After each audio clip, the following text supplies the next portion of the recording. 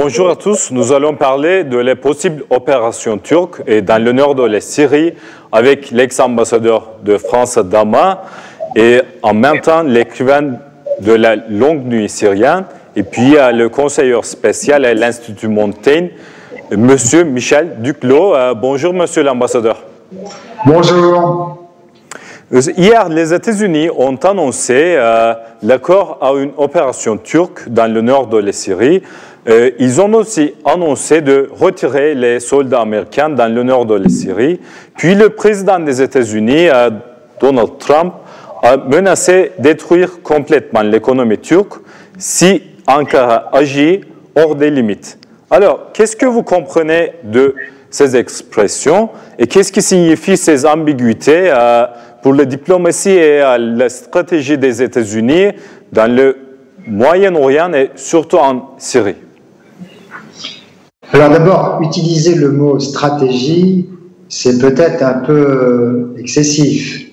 Disons qu'il y a deux approches, parce qu'il n'y a pas une seule approche américaine. Manifestement, il y en a au moins deux.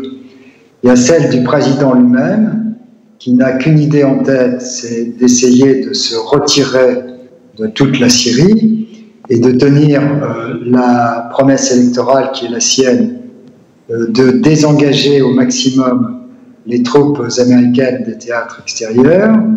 Et puis il y a une deuxième approche qui est celle de l'administration, des services, qui est d'essayer au contraire de maintenir une forme de stabilité dans le nord-est syrien en maintenant quelques forces américaines et alliées afin de faire en sorte que cette région soit suffisamment contrôlée pour éviter la résurgence de l'État islamique et ne tombe pas dans les mains du régime Assad, c'est-à-dire de l'Iran.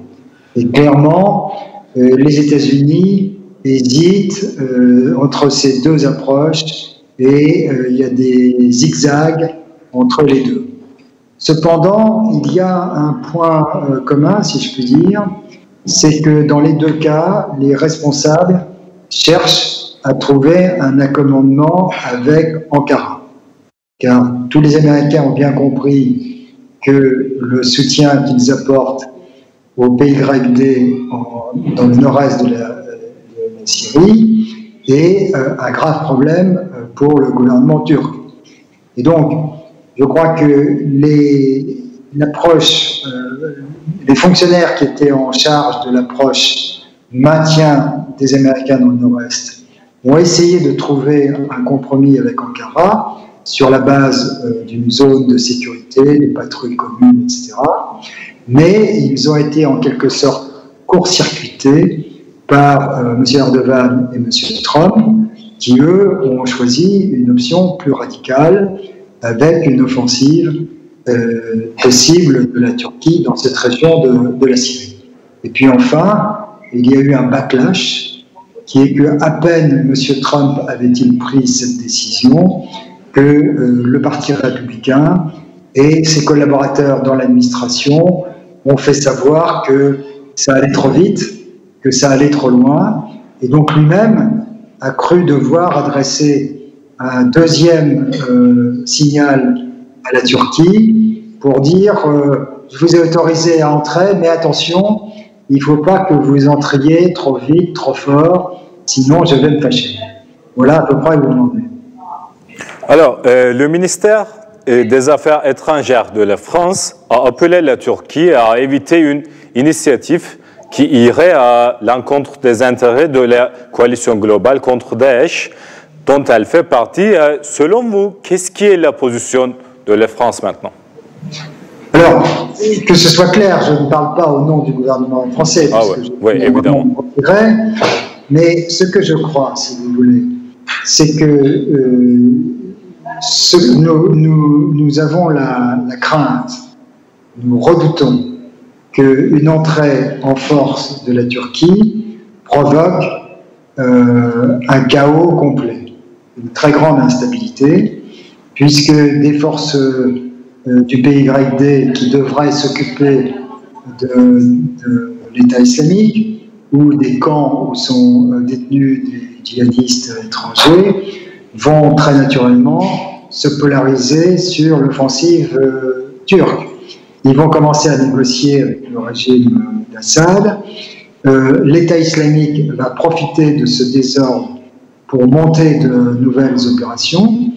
Les djihadistes étrangers qui circulent dans la région ou qui sont prisonniers vont s'échapper et monter de nouvelles opérations. Donc, c'est tout ce contexte de chaos dont les autorités françaises ont peur. C'est la raison pour laquelle, je crois, elles appellent au maximum de retenue de la part de la Turquie, de même qu'elles souhaitent fondamentalement que les Américains restent sur place pour l'instant. Alors, conférence de Genève sur la Syrie aura lieu à la fin du mois et il y aura le sommet Turquie-Russie, France-Allemagne sur la Syrie et à la fin du mois ou au début du prochain mois. Alors, qu'est-ce qui est le plus grand obstacle pour la solution selon vous? C'est le régime de Bachar al-Assad qui considère que la seule option possible, c'est son maintien en place et le recours à la violence, donc en réalité à l'option militaire. Tous les diplomates disent et répètent qu'il n'y a pas d'option militaire, il n'y a qu'une option politique, mais en réalité, ce que le régime met en place avec le soutien de la Russie et de l'Iran, c'est bien une option militaire. Donc, je crois que le régime n'est pas prêt à faire des concessions pour entrer dans la logique d'un règlement politique. Pour moi, c'est ça le plus grand obstacle. Je crois que les Russes essaient un peu de contourner la difficulté en parlant de reconstruction et de retour des réfugiés, mais je ne vois pas comment il est possible d'appeler les réfugiés à revenir dans leur pays et d'appeler des investisseurs internationaux à financer la reconstruction aussi longtemps que Assad et son régime sont en place, c'est-à-dire continuent à mettre en œuvre les conditions qui ont déclenché la révolution et la guerre civile en Syrie. Alors, ce que je comprends, c'est que la France n'est pas proche à réouvrir l'ambassade à Damas, n'est-ce pas? Alors, je ne peux pas parler au nom des autorités, mais je ne crois pas que ce soit envisagé parce que, effectivement, ça ne peut s'imaginer qu'à la suite d'un processus dans lequel on aurait la garantie que le régime est vraiment engagé dans une transition. Pour l'instant, on en est très très loin. Donc je ne vois pas pourquoi on ferait une ouverture à l'égard de ce régime. Mais si le régime promet, qu'est-ce qui peut être la transition et puis qu'est-ce qui peut être la future optimale pour la Syrie, selon vous, après cette guerre civile de plus de 8 années? Alors, il y a plusieurs schémas. Je crois que le schéma traditionnel envisagé par les Nations Unies, dans le fameux communiqué de 2012, c'était un organe de transition qui serait le fruit d'un accord entre l'opposition et le régime. Je crois que ça n'a jamais été très crédible. C'est encore moins crédible aujourd'hui puisqu'il n'y a plus vraiment d'opposition et le régime a le sentiment qu'il a gagné. Donc il n'a pas besoin, dans son optique, de partager le pouvoir.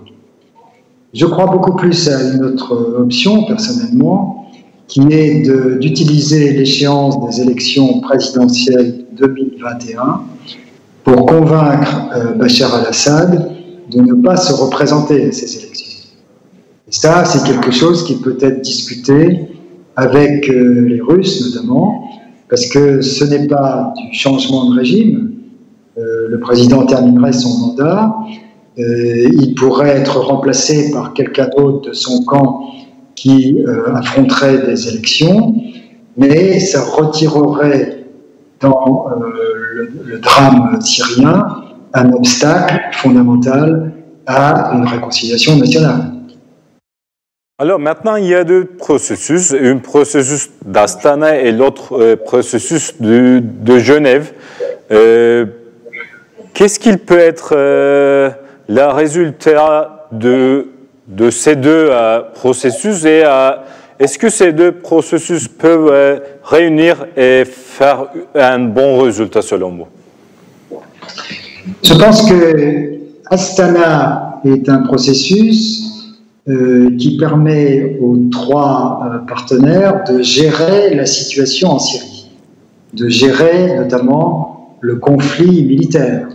Donc il y a des arrangements pour organiser les interventions militaires dans ce pays, les occupations militaires. Donc les Turcs obtiennent une zone ici, les Russes obtiennent un feu vert là, les Iraniens obtiennent autre chose. Donc, c'est un arrangement de gestion de crise. Pour l'instant, ça ne s'est pas transformé en un arrangement de solution de crise. Ça peut être au maximum un arrangement de répartition des zones d'influence, ce qui est déjà plus ou moins le cas. Tandis que le processus de Genève a vocation théoriquement à trouver une solution politique, un règlement politique. Encore une fois, je crois que c'est une fiction, que ça ne marche pas du tout.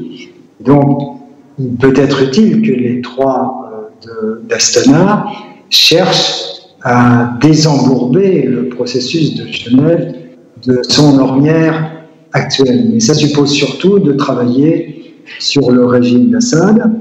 Et ça, c'est possible que un changement constitutionnel soit l'habillage nécessaire pour obtenir du régime un changement de position et notamment un retrait de la part du président. Mais encore une fois, on en est extrêmement loin.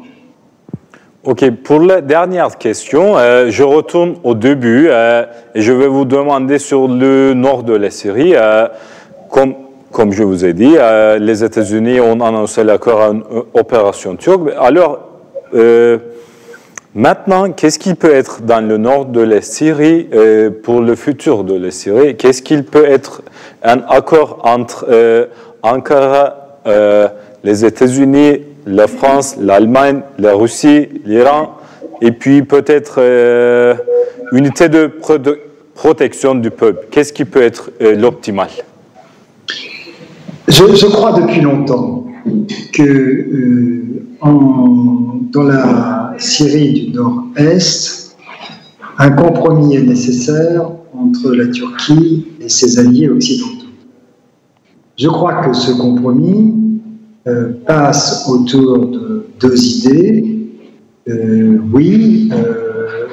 Kurdes resteront avec une forme d'autonomie dans le nord-est de la Syrie. Je dis bien les Kurdes, ce qui n'est pas la même chose, naturellement, que l'organisation affiliée au PKK.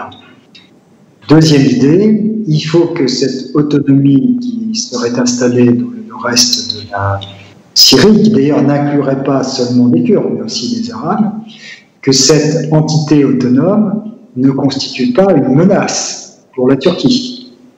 Et donc, le rôle des alliés ou de tous ceux qui s'intéressent à cette région, parce que ça pourrait être le cas de la Russie aussi, ce serait de garantir une sorte de région autonome qui soit neutralisée du point de vue de la sécurité de la Turquie, pour que les Turcs aient la certitude que cette région autonome ne constitue pas une menace pour la Turquie.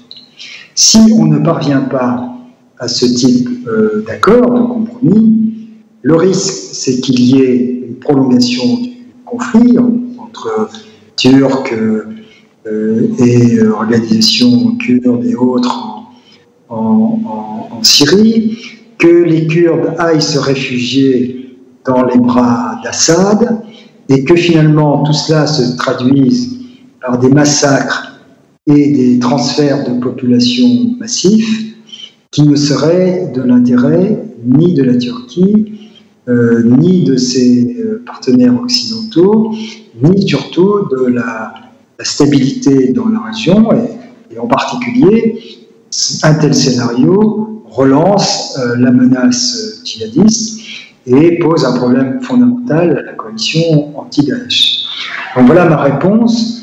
Je crois qu'il est très difficile de trouver ce compromis, tel que je viens de l'évoquer, mais en même temps, toute alternative serait bien pire, bien plus grave. Et donc je crois qu'il faut se donner le temps de parvenir à un tel compromis. Merci beaucoup, monsieur l'ambassadeur. C'était un plaisir pour moi. C'était un plaisir pour nous aussi. À bientôt. Merci.